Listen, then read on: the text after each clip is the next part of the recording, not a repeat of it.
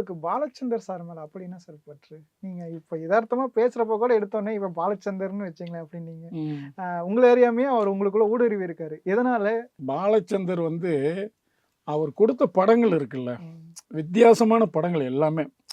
இன்னைக்கு வந்து ராமநாராயணன் கூட வந்து 100 படம் டைரக்ட் பண்ணியிருக்கிறாரு. ம். ஆனா அந்த 100 படம் டைரக்ட் பண்ண ராமநாராயணனை யாரும் பேசுறது கிடையாது. ம். ஒரு 10 படம் பண்ண மகேந்திரனை நம்ம பேசுவோம். கண்டிப்பா. ஏன்னா எஸ்பி முத்துராமன் 100 படத்துக்கு மேலே பண்ணியிருக்கிறாரு. அவரை யாரும் பேசுறது கிடையாது.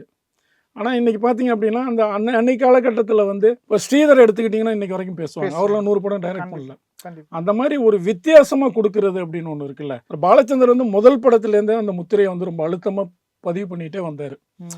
நமக்கு என்னென்னா அப்போ அந்த காலகட்டத்தில் பார்த்தீங்கன்னா ஒரு பக்கம் எம்ஜிஆர் சிவாஜின்னு பெரிய மாபெரும் ஹீரோக்கள் நடித்த படங்கள் ரிலீஸ் ஆகி பெரிய அளவில் சக்ஸஸ் ஆகிட்டு இருக்கும். அதுக்கு நடுவில் பார்த்தீங்கன்னா ஒரு பாலச்சந்திரன் ஒருத்தர் பிளாக் அண்ட் ஒயிட்டில் படத்தை எடுத்துக்கிட்டு புது புது ஆட்களை வந்து இன்ட்ரொடியூஸ் பண்ணி பார்த்தா அவர் ஒரு பக்கம் அப்படியே ஜெயிச்சுக்கிட்டே இருக்கிறாரு. அவரோட எல்லா படமும் வந்து மக்கள்கிட்ட பரபரப்பாக பேசப்பட்டுக்கிட்டே இருக்குது.